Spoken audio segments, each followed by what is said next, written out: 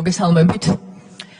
ზუსტად 1 წლის წინ თქვენ საქართველოს მოქალაქეებს განუცხადეთ თქვენი მთავრობის მიერ მიღებული გადაწყვეტილება, რომ შეგეჩერებინათ ევროინტეგრაციის პროცესი.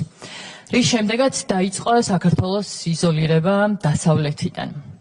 ამის შემდეგ ყველა ხილვადობით თქვენთან დაკავშირებულმა პარტიამ ნეიტრალური საქართველოსთვის აქტიურად დაიწყო მათი მთავარი პოლიტიკური მოთხოვნის გაჟღერება, რომ საქართველომ უარი უნდა თქვას ევროატლანტიკურ ორიენტაციაზე და გამოაცხადოს ნეიტრალიტეტი.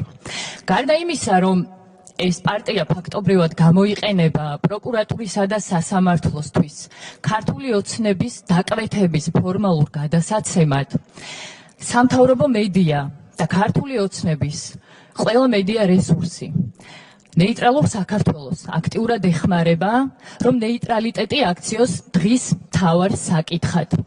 ამან ფაქტობრივად კამპანიის ხასიათი მიიღო ბოლო თვეების განმავლობაში. ჩემი შეკითხვა მდგომარეობს შემდეგში. ბატონო კობახიძე, გთხოვთ მითხრათ თქვენი მოსაზრება. იზიარებთ თუ არა თქვენი ქვემდგომი პარტიის რიტორიკას, ნეიტრალური საქართველოს რიტორიკას და ნეიტრალიტეტის გამოცხადებას. ქალბატონო ვიკა, მიგითითებთ, რომ ეს არ გახლავთ ინტერპელაციის თემა, ამიტომ კითხვა მოხსნილია. ამიტომ გთხოვთ, რომ რეგლამენტს გაიცნოთ კიდევ ერთხელ, ისარგებლოთ რეგლამენტით შემოთავაზებული ინსტრუმენტებით, ამ შემთხვევაში ამ კითხვას მე მოხსნი.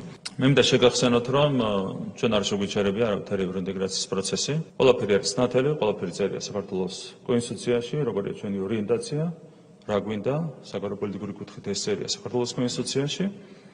კიდევ ერთხელ, თუ მიდგომები შეიცვლება ევროპული ბიუროკრატიის მხრიდან, თუ გლობალური პოლიტიკური კონტექსტი შეიცვლება, ამ შემთხვევაში შესაძლებელი გახდება ყველა დასახული მიზნის მიღწევა, თუმცა დღეს ხედავთ, რომ გლობალური კონტექსტი არ არის ამ მიზნების შესრულებისკენ მომართული. უნდა დავაკორექტირო ჩემი განმარტება, რომელიც ქალბატონ ვიკა ფილფანს მივეცი.